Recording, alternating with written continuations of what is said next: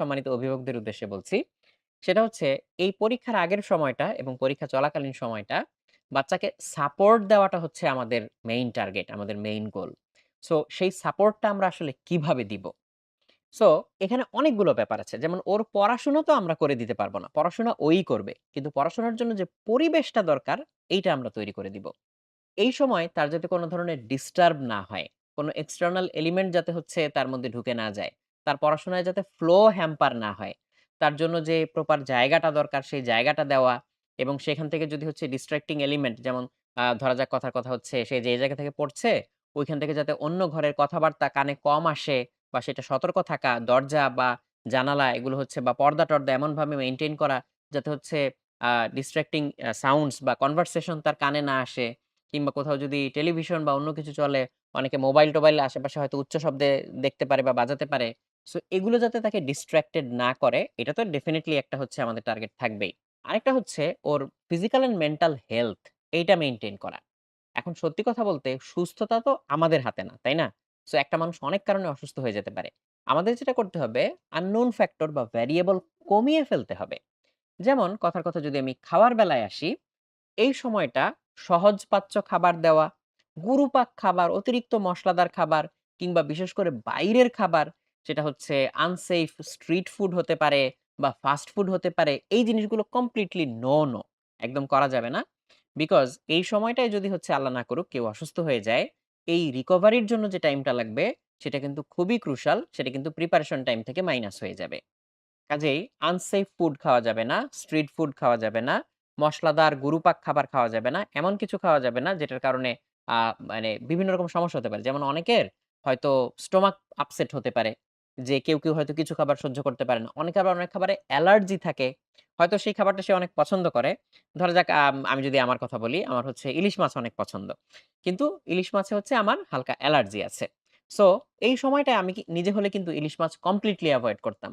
Even বাসায় রান্নাই করা আসলে উচিত হবে না। কারণ হলে তো আসলে খেতে মন চাইবেই। মানে মানুষের মন তো। সো এই জিনিসগুলো আসলে এভয়েড করা। সো এইটা মেইনটেইন করাটা হচ্ছে খুব গুরুত্বপূর্ণ ব্যাপার। তার উপরে হচ্ছে এই যে শীতকাল চলে গেল, এখন গরমকাল আসছে। চারপাশে দেখা যাচ্ছে যে অ্যালার্জির প্রবলেম বাড়ছে, ঠান্ডা, সর্দি-কাশি এগুলো বাড়ছে। এইটা মেইনটেইন করা। এবং শহর অঞ্চলে এখন দেখা যায় যে বিশেষ করে ঢাকা শহরের কথা যদি বলি, প্রচুর কনস্ট্রাকশন চলে। যার কারণে প্রচুর বায়ু দূষণ হয়। এই কারণে হচ্ছে বাচ্চাদের ঠান্ডা, সর্দি-কাশি বেশি লাগে। সো এগুলো আগে থেকে ইনাফ প্রিপারেশন নিয়ে আসা। যে ওর যদি কোন ডাক্তার রেকমেন্ড করে থাকে যে কাশি হলে এই ওষুধ খাবেন, ঠান্ডা লাগলে এই করবেন, শ্বাসকষ্ট হলে ইনহেলার নিবেন, সেগুলো হাতের কাছে রাখা। এই জিনিসটা কিন্তু আমাদের বাবা-মাদের দায়িত্ব বা অভিভাবকদের দায়িত্ব। সো এগুলো হচ্ছে মেইনটেইন করা। সো এর পাশাপাশি হচ্ছে তার যে মেন্টাল হেলথ এর যে ব্যাপারটা, যে তাকে ওই সময় সাপোর্ট দেওয়া। এই সময়টা এসে অযথা কারো সাথে তুলনা না করা।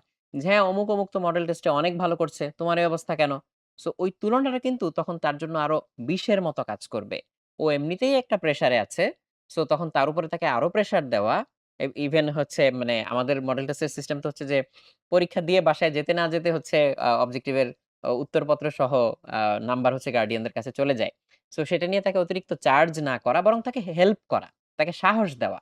যে হ্যাঁ, তুমি তো ইনাফ ট্রাই করছো, আরেকটু এখানে ট্রাই করতে হবে, আরেকটু এইভাবে ট্রাই করতে হবে। বা তোমার কি অসুবিধা হচ্ছে আমাকে বলো, দেখি আমি সেটা সমাধান করে দিতে পারি কিনা। সো তখন কিন্তু সে সাহস পাবে, তার আত্মবিশ্বাস বাড়বে।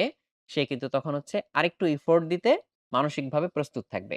সো এই টাইমে তাকে হচ্ছে কোন ধরনের মেন্টাল টর্চার না করা, মেন্টাল প্রেশার না দেওয়া, তুলনা না করা, বরং তাকে হচ্ছে সুন্দরভাবে সাপোর্ট দিয়ে যাওয়া।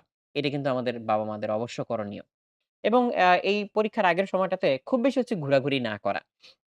যেমন আমার মনে আছে আমি তো এসএসসি পরীক্ষা দিয়েছি অনেক আগে।